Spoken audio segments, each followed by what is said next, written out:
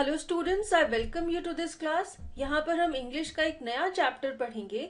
Chapter का नाम है lost spring, stories of stolen childhood. Writer है अनीस जंग।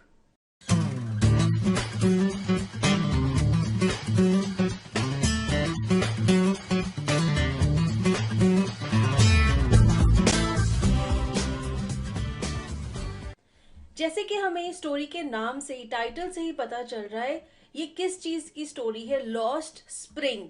स्प्रिंग क्या होता है? एक मौसम होता है, स्प्रिंग का सीजन जिसमें फूल खिलते हैं, बहार आती है।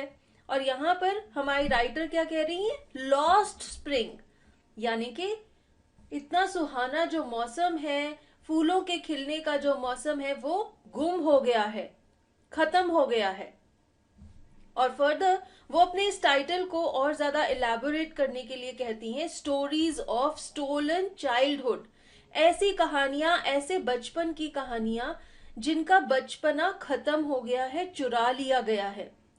तो यहाँ पर इस स्टोरी में राइटर हमें कुछ ऐसे बच्चों की कहानियां सुनाएंगी जो हैं तो बहुत छोटे छोटे, लेकिन बचपन में ही उनका बचपना खत्म हो चुका है, चुरा लिया गया है। उनके साथ इतनी हार्श लाइफ बीती है, उन्होंने इतने हार्श एक्सपीरियंसेस देखे हैं छोटे होते ही, बचपन में ही, कि वो छोटे छोटे से हैं, लेकिन अभी से वो बहुत ज्यादा बड़े हो गए हैं, बहुत ज्यादा मैच्योर हो गए हैं, और उनका बचपना, भोलापन सब चुरा लिया गया है, सब गुम हो गया है, खत्म हो गया है। तो ऐसी ही कहानियां हम इस चैप्टर में पढ़ेंगे। आइए देखते हैं what all we'll cover in this chapter. First of all we'll talk about the author Anees Jung. उसके बाद हम स्टोरी की एक बैकग्राउंड देखेंगे, फिर मैं लेसन एक्सप्लेन करूंगी, उसके बाद एक समरी आएगी और फिर इंपॉर्टेंट क्वेश्चन एंड आंसर्स। तो चलिए लेसन शुरू करते हैं। सबसे पहले लेसन की जो ऑथर है, राइटर है, उनका नाम है Anees Jung. She was born in the year 1964 at Rourkela in India. तो ये भारतीय महिला है जिन्होंने ये कहानी लिखी है। ये रौरकेला भारत में पैदा हुई थी। She was born in Rourkela in the year 1964. She is an Indian woman, author, journalist and columnist. ये एक भारतीय महिला है, ये किताबें लिखती है, ये एक पत्रकार भी, यानी कि न्यूज़पेपर के लिए आर्टिकल्स लिखती हैं और साथ ही साथ अलग अलग कॉलम्स भी लिखती हैं। कॉलम्स जैसे कि मैगजीन्स में आर्टिकल्स लिखे जाते हैं। She belongs to an aristocratic family of poets. Anees जंग का जो परिवार है, उनके जो पेरेंट्स हैं, उनकी जो फैमिली है, वो सब पोएट्स हैं, कवि हैं। Her most noted work, noted means most famous, सबसे ज्यादा प्रसिद्ध जो किताब उन्होंने लिखी है उसका नाम है unveiling India. She had written this book in the year 1987. This was a detailed chronicle of the lives of women in India. अब इस किताब में भी उन्होंने भारतीय महिलाओं की जिंदगी की सच्चाई दर्शाई है।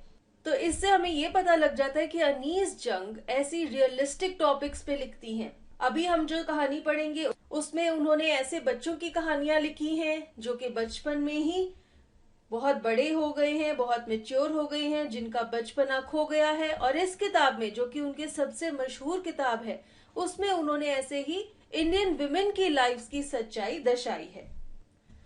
अब हम आगे चलते हैं, background of the lost spring देखते हैं। इसमें मैं आपको ये बताऊंगी कि कहानी लिखने के पीछे लेखिका का क्या मकसद है और वो इस स्टोरी में हमें क्या बताना चाहती हैं। The author tells us stories of her interactions with children from deprived backgrounds. What do we mean by deprived backgrounds? Deprived means जब आपको कोई चीज ना मिली हो, आप अगर किसी चीज से वंचित हैं, that is deprived. इस चैप्टर में जो ऑथर ने कहानियां लिखी हैं वो ऐसी कहानियां हैं, ऐसे बच्चों के साथ उनके इंटरेक्शन की कहानियां हैं। वो ऐसे बच्चों से मिली जिन्हें बचपन में सब कुछ नहीं मिला, वो डिप्राइव्ड रहे। और उन बच्चों के साथ जो ऑथर की इंटरैक्शंस हैं, जो उनकी बातचीत हुई और उन्होंने उन बच्चों को क्या ऑब्जर्व किया, वो सब उन्होंने इन कहानियों में लिखा है। She describes their poor condition and life in an interesting manner.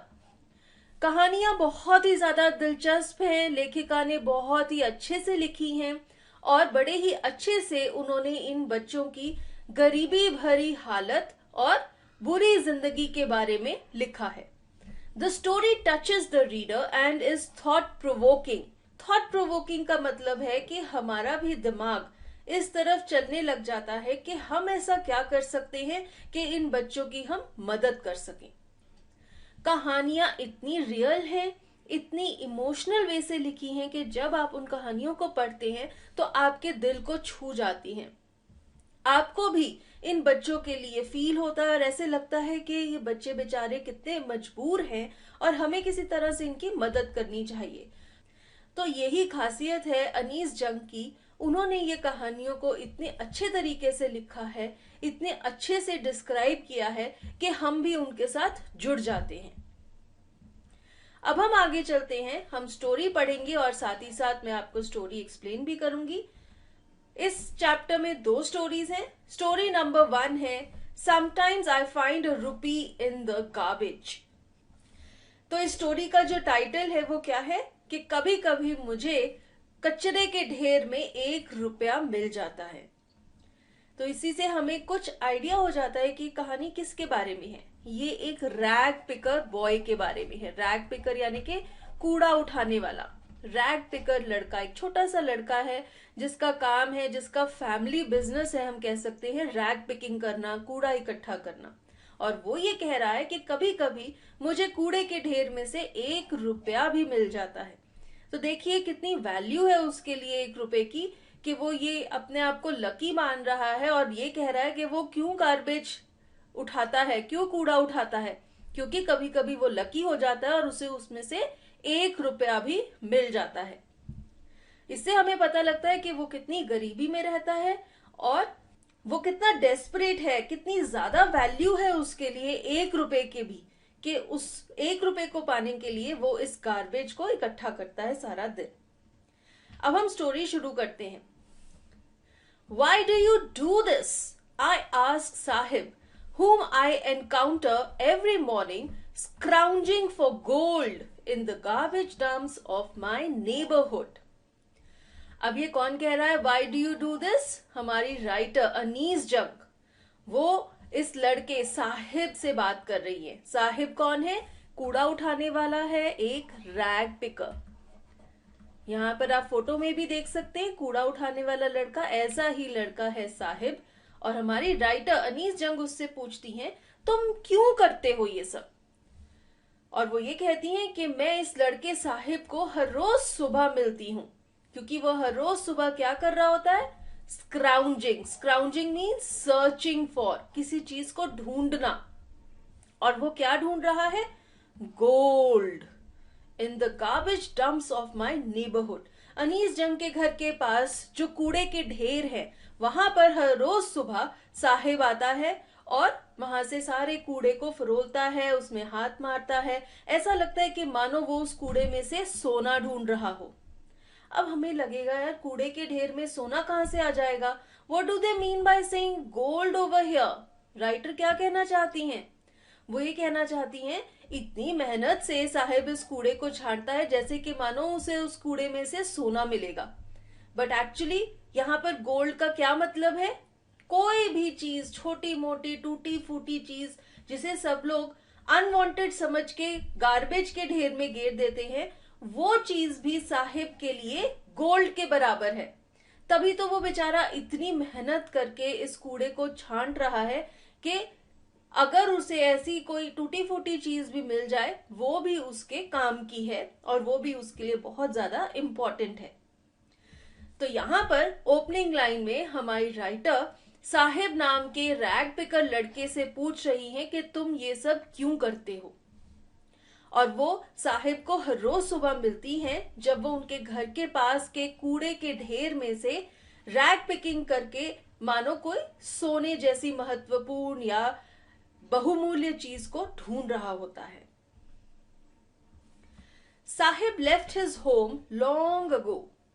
अब यहां पर हमें साहिब के बारे में कुछ पता चल रहा है। साहिब वही रैग पिकर बॉय, वो बहुत साल पहले अपना घर छोड़ के आ गया था। Set amidst the green fields of Dhaka, his home is not even a distant memory. Amidst means in the middle of, किसी चीज के बीच में. ये जो लड़का है साहिब, इसका जो घर था जिसे ये बहुत साल पहले छोड़कर आ गया था, वो कहां पर था? ढाका में. अब मैं आपको बता दूं ढाका कहाँ है. Dhaka is the capital of Bangladesh. Bangladesh is a neighbouring country of India, जिसके बॉर्डर हमारे स्टेट्स वेस्ट बंगाल वगैरह के साथ लगते हैं, भारत के ईस्टर्न पार्ट में. बांग्लादेश की जो कैपिटल है ढाका, साहिब वहां को बिलोंग करता है और बहुत साल पहले वो ढाका के अपने घर से इंडिया आ गया था. और अब जब वो बड़ा हो गया है, उसे याद भी नहीं है कि उसका जो घर था वो कैसा था, वो दिखने में कैसा लगता था, क्योंकि बहुत साल हो गए हैं. जब वो अपना घर छोड़ के आया था तो वो बहुत छोटा सा था, इसलिए उसे बिल्कुल भी याद नहीं है कि उसका घर वहां पर कैसा था.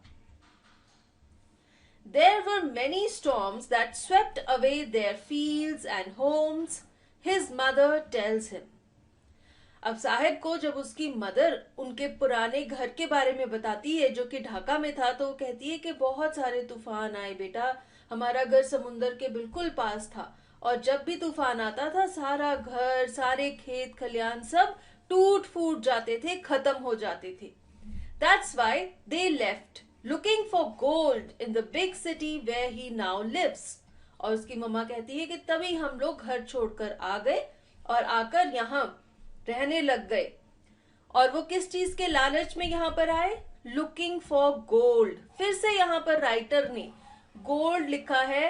Gold does not mean the metal gold, but वो ये इंडिकेट करना चाहती हैं कि वो सब लोग एक प्रेशियस चीज, एक कीमती चीज की खोज में यहाँ शहरों में आकर रहने लग गए.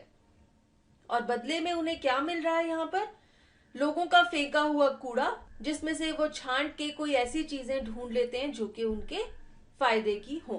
तो यहाँ पे हमें पता लगता है कि साहिब की मदर उसे बताती हैं कि जब वो लोग ढाका में रहते थे वहां पे बहुत ज्यादा तूफान आते थे जो कि उनके घरों को, उनके खेतों को नष्ट कर देते थे. और वो लोग बहुत गरीब थे, इसी वजह से उनके पास कुछ खाने को नहीं था, रहने को छत नहीं थी, और इसीलिए वो लोग अपना घर छोड़ के यहाँ बड़े शहरों में आ गए ताकि उन्हें बहुत ही अच्छी चीजें मिल सके, अपने बच्चों के लिए एक अच्छी जिंदगी मिल सके. आगे स्टोरी कंटिन्यू करते हैं.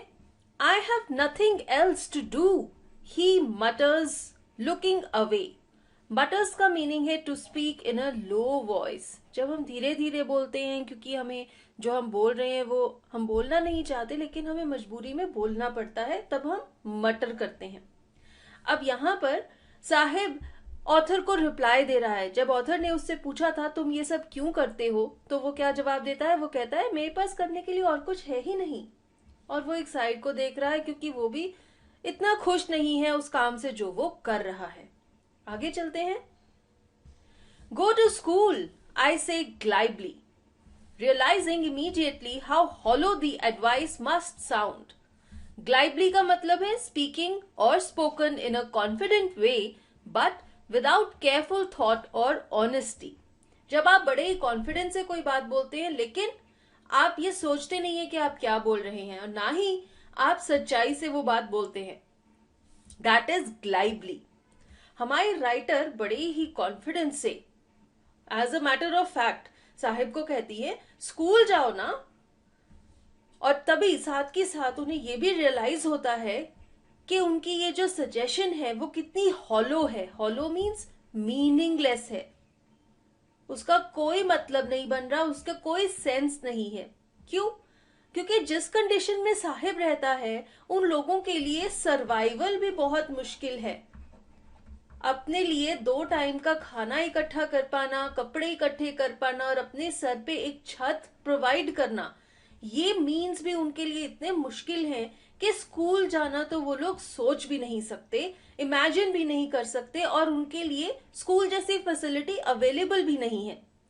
तो जैसे ही राइटर साहिब को कहती है स्कूल जाओ, साथ ही साथ उन्हें ये भी रियलाइज होता है कि उनकी ये सजेशन बिल्कुल बेमतलब है.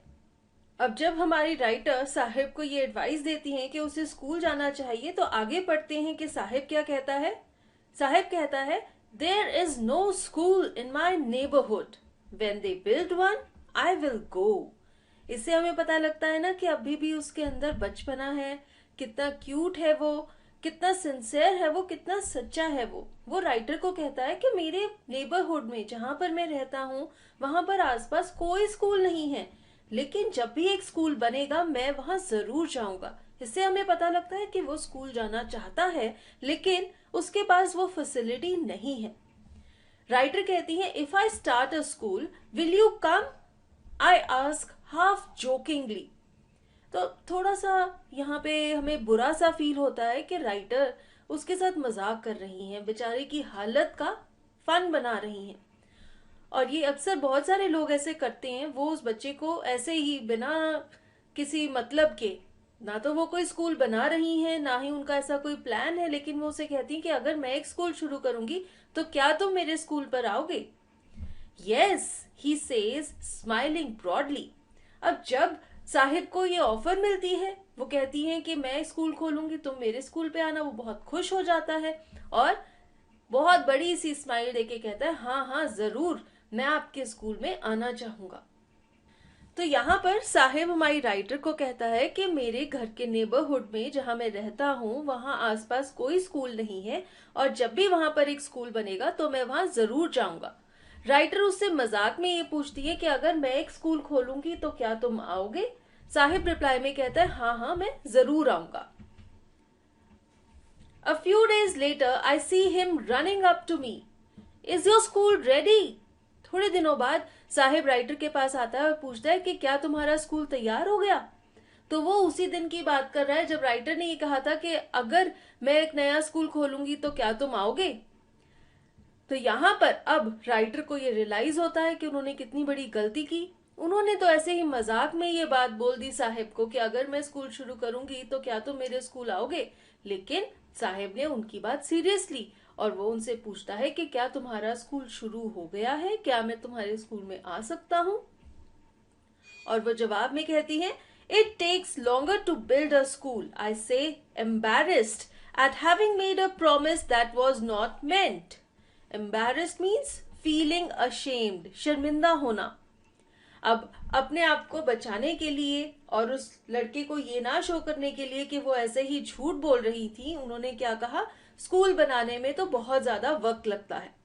और साथ ही साथ अपने दिल में राइटर को बहुत शर्म आ रही थी, क्योंकि उन्होंने ऐसे ही एक झूठा वादा कर दिया था और उनका कोई ऐसा इंटेंशन नहीं था कि वो फ्यूचर में कोई स्कूल खोलेंगी। But promises like mine abound in every corner of his bleak world. Abound means exist in large numbers. कोई चीज जो बहुत ज्यादा ह्यूज नंबर में प्रेजेंट हो। ब्लीक मीन्स एम्प्टी, खाली। यहाँ पे राइटर ये कहती है, लेकिन ऐसे झूठे वादे जैसे कि राइटर ने साहिब से किए थे कि वो स्कूल खोलेंगी, ऐसे से झूठे वादे साहिब की जिंदगी में बहुत सारे थे। इसलिए साहिब को कभी भी फर्क नहीं पड़ता था कि अगर ऐसा कोई वादा झूठा निकले, क्योंकि उसने देखा ही ये था, उसके आसपास ऐसे ही झूठी प्रॉमिसेस थी जो कि कभी भी सच्ची नहीं होती थी, और इसीलिए उसकी दुनिया हमेशा खाली थी। उसकी दुनिया में सिर्फ झूठे वादे थे जो कि कभी भी सच नहीं होते थे। After months of knowing him I ask him his name. बहुत महीनों के बाद हमारी राइटर साहिब से उसका नाम पूछती हैं और वो क्या बताता है, साहिब ए आलम ही अनाउंसेस। तो बड़े ही प्राउडली साहिब अपना नाम बताता है, Saheb e Alam. He does not know what it means. Writer कहती है कि उसे अपने नाम का मतलब नहीं पता। If he new it's meaning, Lord of the universe, he would have a hard time believing it. Hard time believing it का मतलब है it would be difficult for him to believe that his name meant the Lord of the universe. Writer कहती है कि साहिब ए आलम का मतलब है इस पूरे यूनिवर्स का लॉर्ड, भगवान, देवता। और वो ये कहती हैं कि अगर इस रैग पिकर लड़के को ये पता लग जाता कि उसके नाम का मतलब क्या है, कितना बड़ा मतलब है उसके नाम का, उसे ये चीज कभी भी बिलीव ना होती, वो कभी भी ये विश्वास ना कर पाता, क्योंकि साहिब का नाम और उसकी असल जिंदगी बिल्कुल ऑपोजिट है। उसके नाम का मीनिंग तो इतना बड़ा है, इतना विशाल है, लेकिन उसकी सच की जिंदगी बिल्कुल खाली है, बिल्कुल झूठ और दुख से भरी हुई है। Unaware of what his name represents, he roams the streets with his friends, an army of barefoot boys who appear like the morning birds and disappear at noon. Barefoot means wearing nothing in the feet. यहाँ पर आप देख सकते हैं ये सारे लड़कों ने पैरों में कोई चप्पल, शूज कुछ नहीं पहना। दिस इज बेयरफुट, नंगे पांव जिसे हम कहते हैं। तो यहाँ पर राइटर कहती है कि साहिब को ये नहीं पता कि उसके नाम का क्या मतलब है, और वो सारा दिन अपने ही जैसे और लड़कों के साथ, अपने दोस्तों के साथ इधर उधर घूमता रहता है। सारे लड़कियों की एक आर्मी है। वो आर्मी से क्या कहना चाहती है? A group of boys. वो कह रही है कि एक झुंड है लड़कों का जो सब नंगे पांव होते हैं। सुबह सुबह वो आ जाते हैं, उनके घर के पास जो कूड़े के ढेर हैं उनमें से अपने फायदे की चीजें इकट्ठी करते हैं और दोपहर तक वहां से गायब हो जाते हैं। Over the months, I have come to recognize each of them.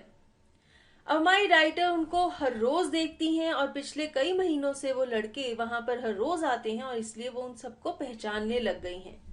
Why aren't you wearing chappals? I ask one. वो एक लड़के से पूछती हैं कि तुमने अपने पैरों में चप्पल क्यों नहीं पहनी? वो जवाब देता है, My mother did not bring them down from the shelf. He answers simply. वो कहता है कि मैंने चप्पल इसीलिए नहीं पहनी क्योंकि वो एक शेल्फ के ऊपर पड़ी हुई थी, उसके लिए वो शेल्फ ऊंची थी और उसकी मदर ने वो चप्पल उतार के उसे नहीं दी, इसलिए उसने चप्पल नहीं पहनी। तो बड़ा ही सीधा सा जवाब था उस बच्चे का। वो कहता है कि मेरी चप्पल शेल्फ पर पड़ी हुई थी, मेरी माँ ने चप्पल उतार के नहीं दी शेल्फ से और इसलिए मैंने चप्पल नहीं पहनी। Even if she did, he will throw them off, adds another who is wearing shoes that do not match. अब वहां पे एक और लड़का है, उसने ऐसे अलग अलग जूते पहने हैं दोनों पैरों में, और वो कहता है कि अगर उसकी माँ उसको चप्पल दे भी देती तो भी ये उनको उतार कर फेंक देता। तो वो ये कहना चाहता है कि उस लड़के ने चप्पल इसलिए नहीं पहनी क्योंकि उसे चप्पल पहनना पसंद ही नहीं है। और फिर हमारी राइटर कहती हैं, When I comment on it, he shuffles his feet and says nothing. Shuffles means slides them over each other.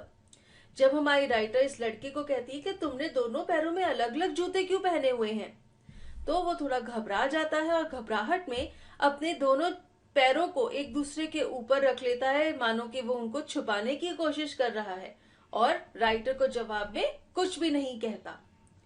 तो इससे हमें ये पता लगता है कि वो अच्छे अच्छे शूज पहनना चाहता है लेकिन वो अफोर्ड नहीं कर सकता, और इसलिए हो सकता है उसे कूड़े के ढेर में से एक एक पैर मिला अलग अलग जूतों का और उसने वो ही पहन लिया। I want shoes, says a third boy who has never owned a pair all his life. अब पहला जो बच्चा था वो नंगे पांव था, वो कह रहा था कि मेरी माँ ने चप्पल नहीं दी इसलिए मैंने नहीं पहनी। दूसरा लड़का वो था जिसने अलग अलग जूते पहने थे दोनों पैरों में। तीसरा लड़का कहता है कि मुझे भी जूते चाहिए, और वो ये बताता है कि पूरी जिंदगी में उसके पास कभी भी कोई फुटवेयर नहीं था, उसने आज तक कभी भी कोई जूता चप्पल नहीं पहना। Traveling across the country, I have seen children walking barefoot in cities on village roads. Writer कहती हैं कि जैसे उन्होंने हमारे पूरे देश में बहुत ट्रैवल किया है, उन्होंने बहुत सारे ऐसे बच्चे देखे जो कि नंगे पांव चलते हैं। ऐसे बच्चे उन्होंने शहरों में भी देखे हैं, गांव में भी देखे हैं। तो ये चीज कॉमन है कि हमारे देश में बहुत सारे बच्चे नंगे पांव घूमते हैं। It is not lack of money, but a tradition to stay barefoot is one explanation. अब कई लोग ये कहते हैं कि ऐसा नहीं है कि हमारे पास पैसे नहीं है इसलिए हमने जूते नहीं पहने, लेकिन हमारे यहाँ पर ये रिवाज है कि पैरों में कोई जूता चप्पल ना पहना जाए। वो इसे एक ट्रेडिशन या एक रिवाज का नाम दे देते हैं। I wonder if this is only an excuse to explain away a perpetual state of poverty. Excuse means a reason to justify a fault, एक बहाना बनाना. Perpetual state of poverty means never ending condition of being poor. आपकी गरीबी की जो हालत है वो कभी भी खत्म नहीं होगी. That is perpetual state of poverty. एक चीज जो हर वक्त हमेशा के लिए कंटिन्यू होती रहेगी. राइटर ये कहती हैं कि ये जो ट्रेडिशन का नाम लोग दे देते हैं और कहते हैं कि हमारे यहाँ पर ये रिवाज है कि पैरों में कुछ भी ना पहना जाए, मुझे ये लगता है कि ये सिर्फ एक बहाना बनाते हैं लोग और वो अपनी गरीबी को इस बहाने के पीछे छुपाने की कोशिश करते हैं. असल में लोग इतने गरीब हैं कि वो फुटवेयर अफोर्ड नहीं कर सकते, लेकिन इस फैक्ट को छुपाने के लिए वो ये बहाना बना देते हैं कि हमारे यहाँ पर ये रिवाज है कि पैरों में कुछ भी ना पहना जाए, नंगे पांव रहा जाए, इसीलिए हम कुछ भी फुटवेयर नहीं पहनते. I remember a story a man from Udupi once told me. Udupi क्या है?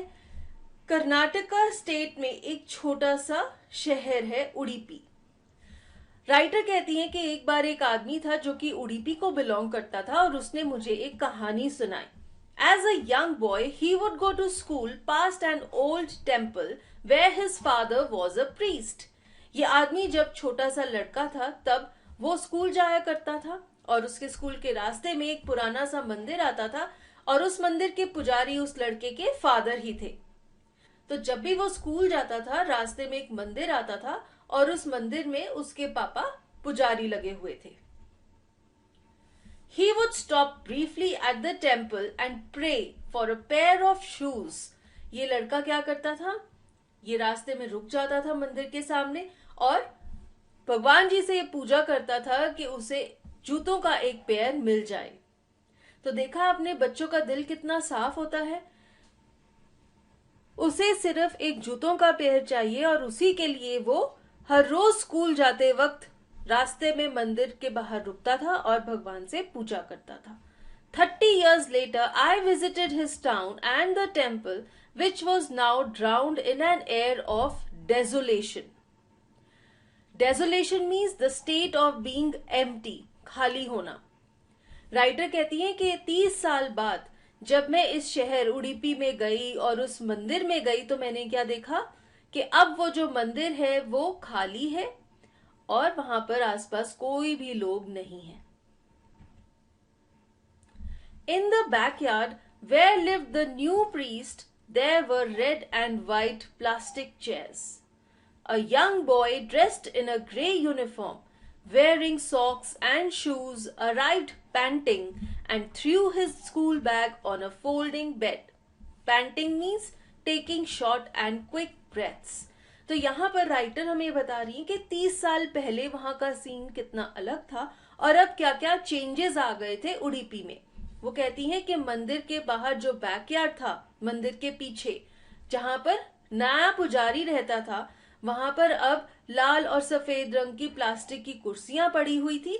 और तभी वो देखती हैं कि एक और स्कूल गोइंग लड़का है जिसने पूरी स्कूल की यूनिफॉर्म पहनी हुई है ग्रे कलर की, सॉक्स और शूज भी पहने हुए हैं पैरों में और अपने कंधों पे एक बड़ा सा स्कूल का बैग भी टांगा हुआ है. और वो भागता भागता घर आता है. वो हाँफ रहा है क्योंकि उसने इतना भारी बैग उठाया और वो तेज तेज चल रहा है और वो अपने बैग को फोल्डिंग बेड के ऊपर फेंक देता है. तो अब यहाँ पर हमारी राइटर क्या कर रही हैं, वो दो लड़कियों को कंपेयर कर रही हैं.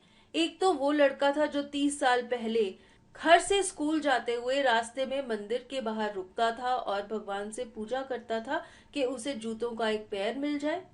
और अब 30 साल बाद ये लड़का है जिसने बहुत ही अच्छी ग्रे कलर की यूनिफॉर्म पहनी है, पाँव में सॉक्स और शूज पहने हैं, पीठ पे इतना बड़ा स्कूल का बैग भी टांगा हुआ है. तो ऐसे वो बताना चाह रही हैं कैसे इम्प्रूवमेंट आती है लोगों की जिंदगी में. Looking at the boy, I remembered the prayer another boy had made to the goddess when he had finally got a pair of shoes. Let me never lose them. The goddess had granted his prayer. अब writer ये बताती हैं कि जब उन्होंने इस लड़के को देखा तो उन्हें याद आ गया कि एक और छोटा सा लड़का हुआ करता था और उसे जब जूते मिल गए थे तो वो भगवान से एक और प्रे करता था। वो प्रे क्या थी कि हे भगवान, कभी भी मेरे जूते गुम ना हो। और वो कहती हैं कि उसकी ये प्रे भगवान ने सुन ली थी क्योंकि उसके जूते कभी भी गुमे नहीं। तो यहाँ पे राइटर ये बताना चाहती हैं कि बच्चों का दिल कितना साफ होता है, वो कितने भोले होते हैं, कितनी छोटी छोटी चीजें जैसे कि जूते भी उनकी लाइफ में इतने इम्पोर्टेंट होते हैं कि उनके लिए वो भगवान से प्रार्थना करते हैं और जब उन्हें जूते मिल जाते हैं तो वो ये प्रार्थना करते हैं कि उनके जूते गुमे नहीं। Young boys like the son of the priest now wore shoes। तो वो कहती हैं कि अब पुजारी जी के बच्चे जैसे जो बच्चे हैं छोटे छोटे, वो जूते पहनने लग गए हैं, तो उनका स्टैंडर्ड ऑफ लिविंग इम्प्रूव हो गया है। अब वो अपने बच्चों के लिए शूज अफोर्ड कर सकते हैं। But many others like the rag pickers in my neighbourhood remain shoelace. लेकिन अभी भी कुछ ऐसे बच्चे हैं जैसे कि ये कूड़ा उठाने वाले बच्चे हैं जो कि उनके घर के पड़ोस में ही रहते हैं, जो कि अभी भी शूज अफोर्ड नहीं कर सकते। तो यहाँ पे हमें पता लगता है कि हमारी सोसाइटी में कई ऐसे लोग हैं जिनकी कंडीशन पहले से इम्प्रूव हो गई है और साथ ही साथ कई ऐसे लोग भी हैं जो कि अभी भी बहुत ज्यादा गरीबी में रह रहे हैं। My acquaintance with the barefoot rag pickers leads me to Simapuri, a place on the periphery of Delhi, yet miles away from it metaphorically. Acquaintance means contact, जान पहचान. Periphery means the outer area. Metaphorically means symbolically, यानी कि हम उसका symbolical reference दे रहे हैं, हम actually उस चीज को compare नहीं करना चाहते। यहाँ पे राइटर कह रही हैं कि साहिब आलम से उनकी जो जान पहचान है उसके थ्रू वो कहाँ पहुंच जाती हैं? सीमापुरी पे। सीमापुरी क्या है? ये दिल्ली में लोकेटेड एक ऐसा एरिया है जहाँ पे ये रैग पिकर्स रहते हैं। दिल्ली के बाहर वाले एरिया में एक ऐसी लोकेलिटी है जिसका नाम है सीमापुरी, जहाँ पर साहिब और उसके जैसे बहुत सारे और कूड़ा उठाने वाले लोग रहते हैं। और वो ये कहती हैं कि हालांकि ये जो सीमापुरी एरिया है ये दिल्ली में आता है, लेकिन सिंबॉलिकली ये दिल्ली से बहुत ज्यादा दूर है। तो वो ये कहना चाहती है दिल्ली जो कि बहुत ही प्रोग्रेसिव शहर है, एक बहुत ही मॉडर्न शहर है, जहाँ पे लोगों को बहुत सारी अच्छी अच्छी अपॉर्चुनिटीज मिलती हैं, हमारे देश की कैपिटल सिटी है, तो उससे हमें क्या फील आती है कि दिल्ली में जो भी लोग रहते हैं बहुत ही एडवांस्ड हैं। लेकिन फिर भी सीमापुरी में रहने वाले लोग हालांकि दिल्ली का ही हिस्सा है, लेकिन ये दिल्ली से बिल्कुल अलग है। यहाँ पे जो लोग रहते हैं बहुत ज्यादा गरीब हैं, पॉवर्टी स्ट्रिकन है, उनके पास कोई भी अपॉर्चुनिटीज नहीं है और उनकी लाइफ दिल्ली से बिल्कुल अलग है। Those who live here are squatters who came from Bangladesh back in 1971.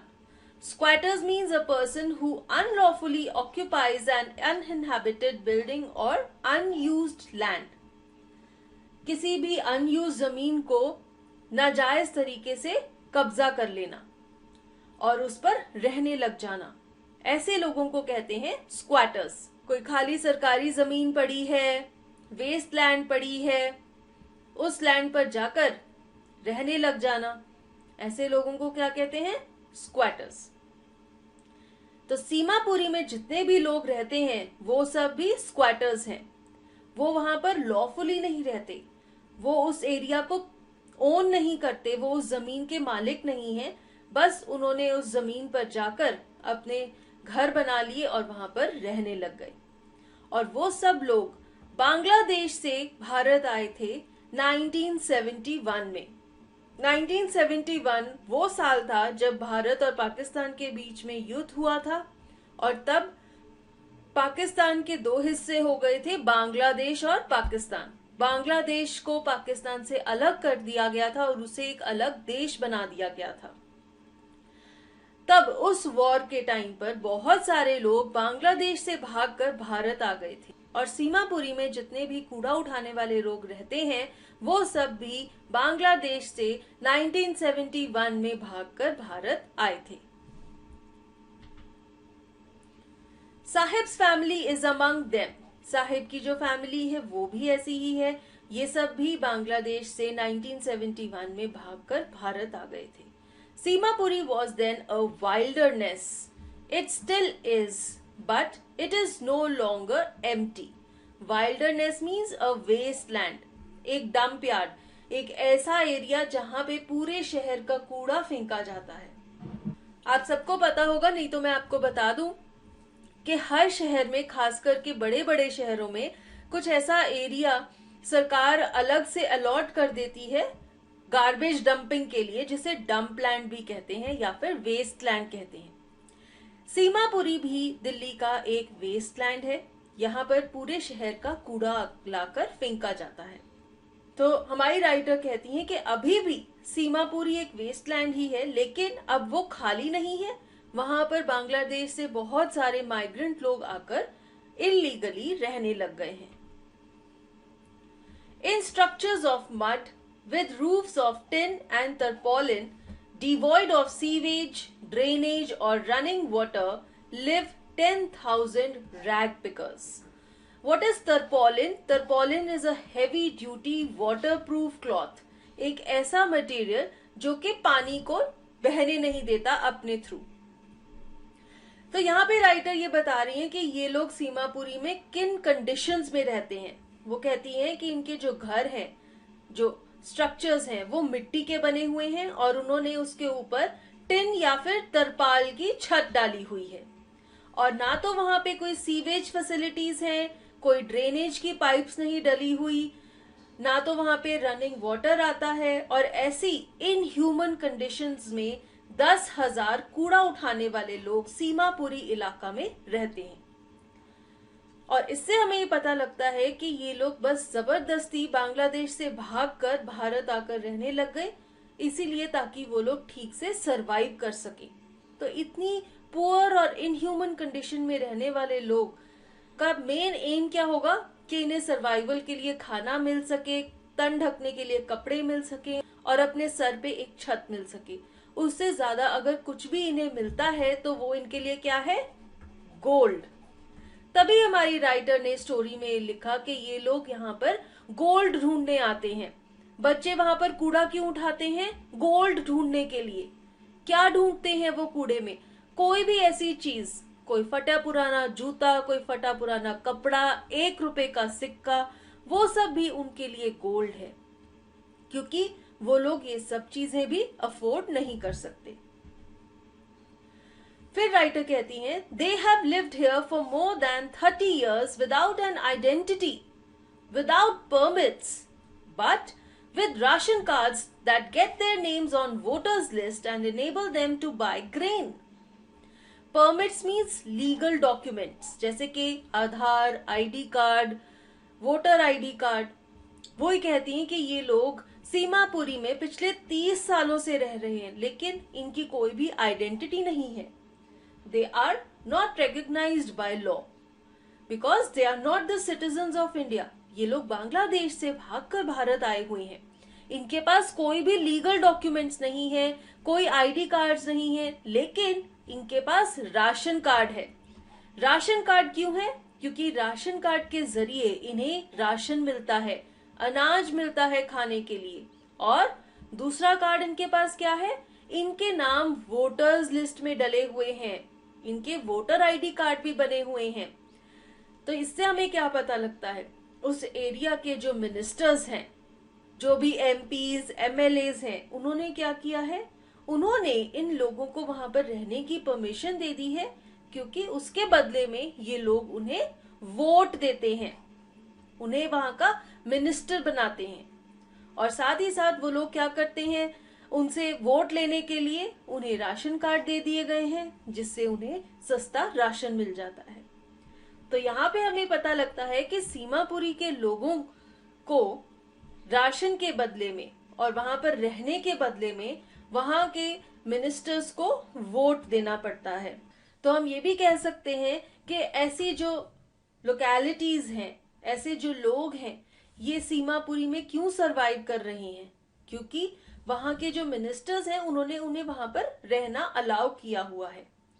वो लोग उन लोगों को सस्ता राशन देते हैं, रहने के लिए जगह दी हुई है, और उसके बदले में सीमापुरी के सारे लोग उनको वोट करते हैं। Food is more important for survival than an identity. इन लोगों के लिए जिंदा रहना ज्यादा जरूरी है, और जिंदा रहने के लिए इन्हें खाना चाहिए। अपनी आइडेंटिटी होनी, आइडेंटिटी कार्ड होना इनके लिए जरूरी नहीं है, और इन्हें इनका कोई इम्पोर्टेंस नहीं है। If at the end of the day we can feed our families and go to bed without an aching stomach, we would rather live here than in the fields that gave us no grain, say a group of women in tattered saris when I asked them why they left their beautiful land of green fields and rivers. Tattered means torn, फटी पुरानी। हमारी writer ये कहती हैं कि उन्होंने ऐसी जो लेडीज थी जिन्होंने फटी पुरानी साड़ियां पहनी हुई थी, उनसे ये पूछा कि तुम अपने इतने सुंदर सुंदर खेत, हरे भरे खेत और नदियों को छोड़कर यहाँ पर क्यों आ गए। तो वो उन्हें जवाब में कहती हैं कि अगर रात को हम अपने बच्चों को पेट भर खाना खिला सकते हैं और बिना पेट दर्द के आराम से सो सकते हैं, वो चीज हमारे लिए ज्यादा इम्पोर्टेंट है।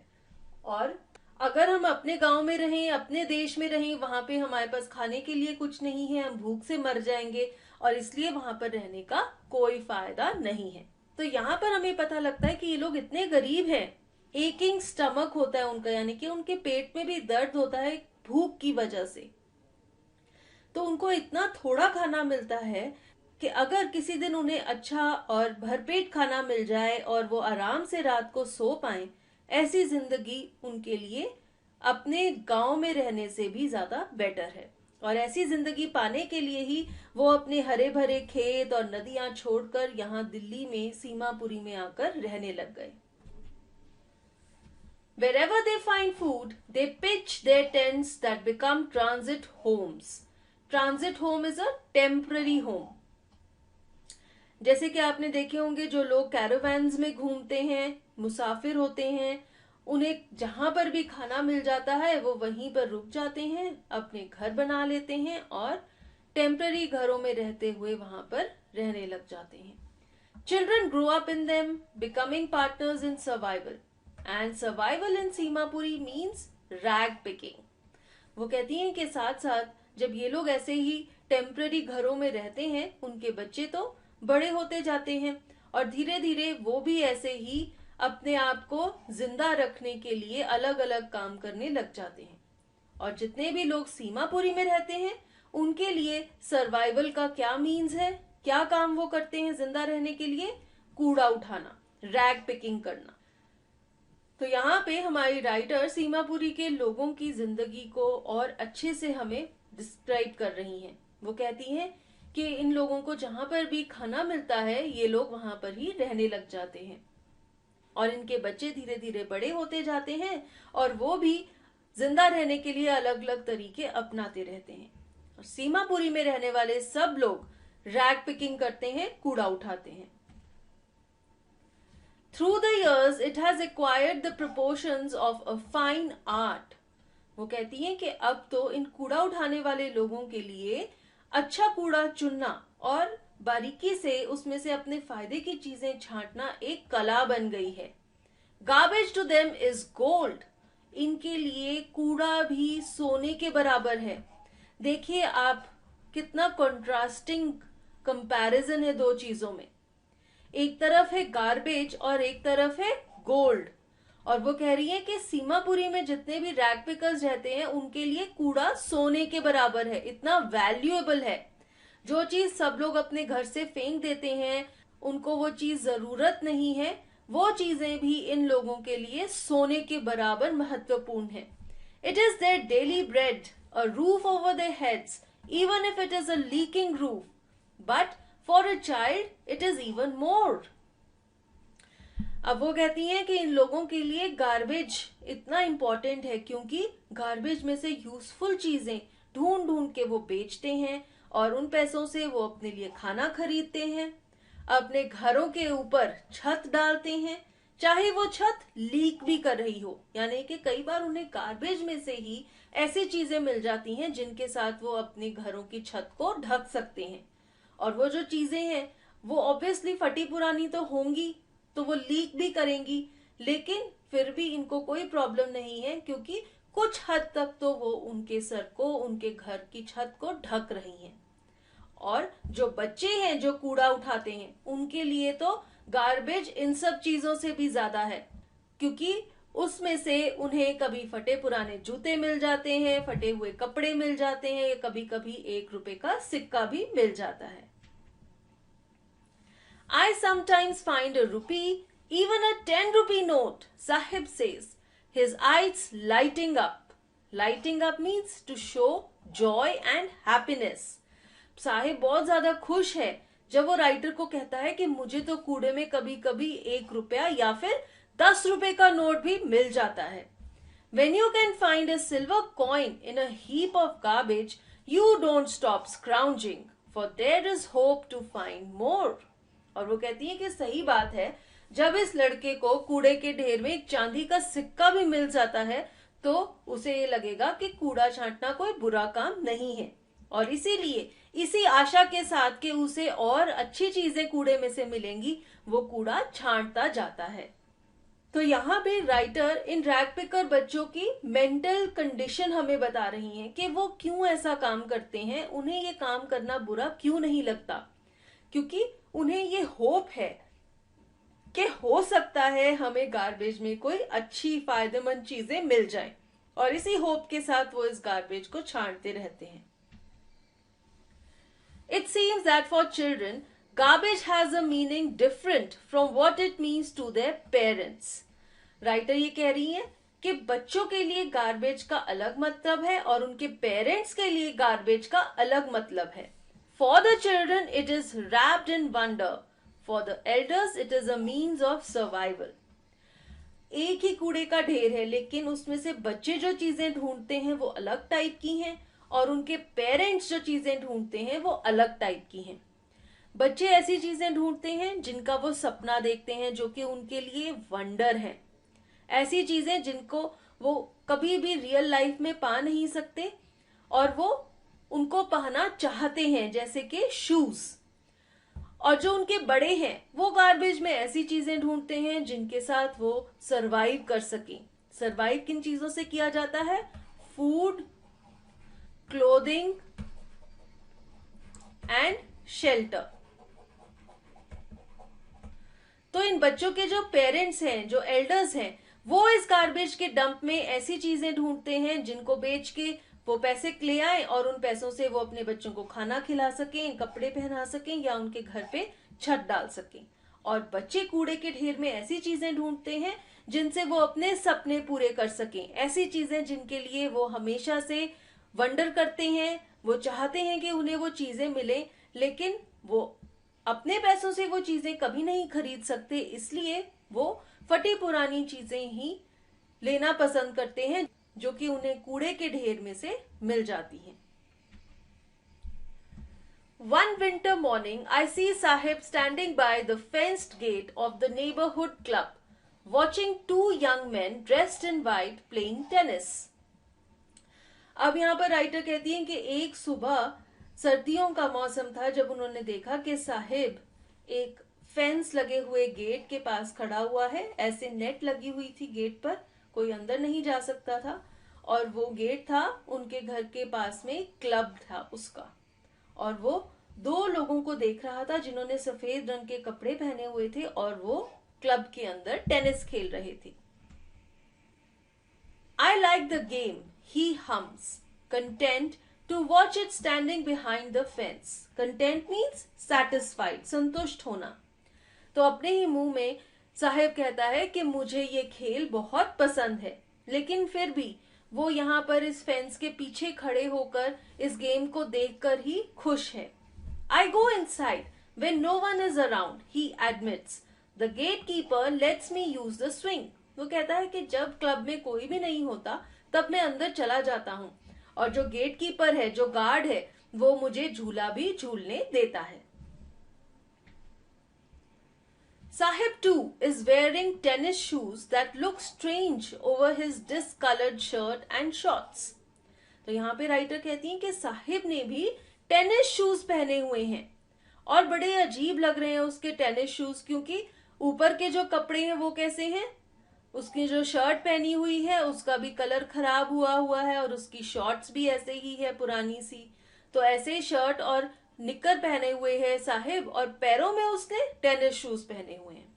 फिर वो कहता है someone gave them to me, he says in a manner of explanation. Saheb writer को कहता है कि किसी ने मुझे ये जूते दिए हैं।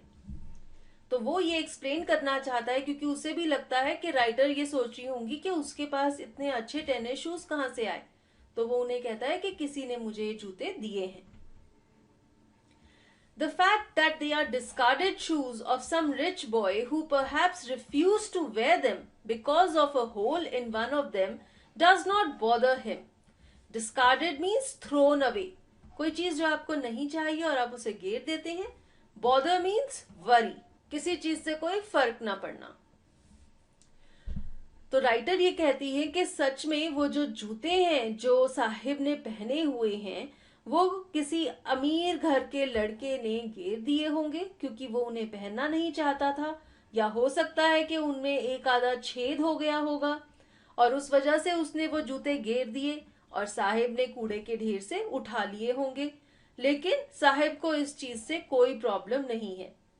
For one who has walked barefoot, even shoes with a hole is a dream come true.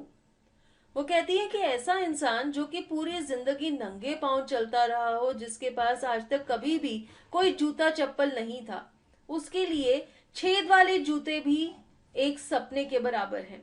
और अगर उसे ऐसे फटे पुराने जूते भी मिल जाएं, तो भी उसे ऐसा लगेगा कि उसका सपना सच हो गया और वो उन्हें फटाफट पकड़ के पहन लेगा। But The game he is watching so intently is out of his reach. वो कहती हैं कि चलो कूड़े के ढेर से साहिब ने फटे हुए जूते तो उठाकर पहन लिए, लेकिन जो टेनिस की गेम वो देख रहा है और वो खेलना चाहता है वो तो वो कभी भी नहीं खेल पाएगा। तो यहाँ पे वो ये बताती हैं कि इन बच्चों के पास कोई भी अपॉर्चुनिटीज नहीं है जिंदगी में। अगर वो कोई गेम खेलना चाहते हैं, स्कूल जाना चाहते हैं, ऐसी कोई भी फैसिलिटी उनके लिए अवेलेबल नहीं है।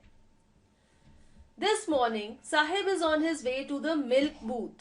In his hand is a steel canister. एक सुबह जब राइटर साहब को मिलती हैं तो वो क्या देखती हैं कि वो दूध की दुकान की तरफ जा रहा है और उसके हाथ में एक स्टील का कैनिस्टर है। Canister means a container. और फिर साहिब उन्हें कहता है I now work in a tea stall down the road, he says pointing in the distance. वो उन्हें कहता है कि अब मैं एक चाय की दुकान पर काम करता हूं जो कि सड़क के किनारे पर है, और वो एक दिशा की तरफ इशारा करता है।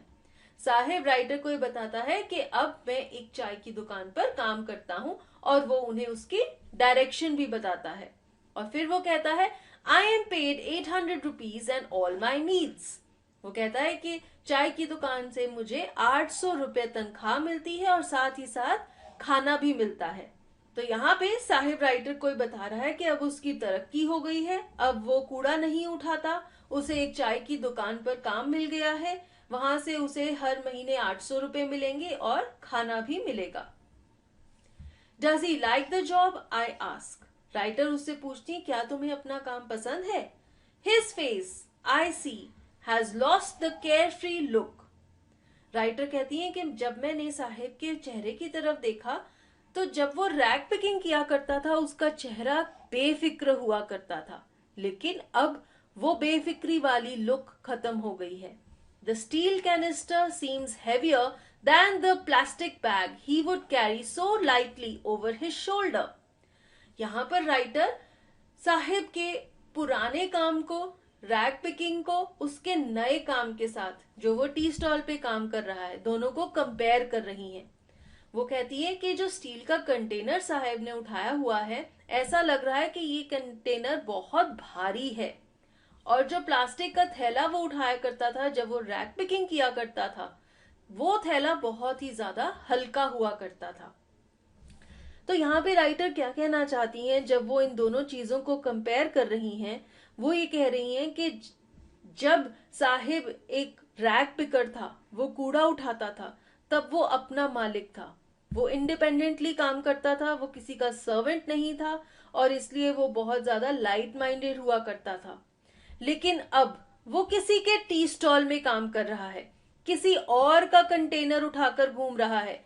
ये स्टील का कंटेनर साहिब का नहीं है, उसके मालिक का है। और इसलिए ऐसा लग रहा है कि अब साहिब केयर फ्री नहीं है, वो किसी के बोझ के तले दबा हुआ है, क्योंकि अब वो अपना खुद का मालिक नहीं है, वो किसी का नौकर बन गया है। The bag was his. The canister belongs to the man who owns the tea shop. Sahib is no longer his own master. यहाँ पे राइटर यही बात बता रही है। वो कह रही है कि जो थैला साहिब उठाता था, जब वो कूड़ा उठाता था, वो उसका खुद का थैला था, वो अपना खुद का मालिक था। ये जो कंटेनर है स्टील का जिसे साहिब ने अब उठाया हुआ है, वो चाय की दुकान के मालिक का कंटेनर है। साहिब उसका एक नौकर बन गया है। साहिब अब अपना खुद का मालिक नहीं रहा, अब साहिब किसी का सर्वेंट बन गया है, और उसी वजह से साहिब की केयर फ्री लुक खत्म हो गई है। उसके ऊपर एक बोझ पड़ गया है, क्योंकि वो किसी और का सर्वेंट बन गया है। So with this story ends.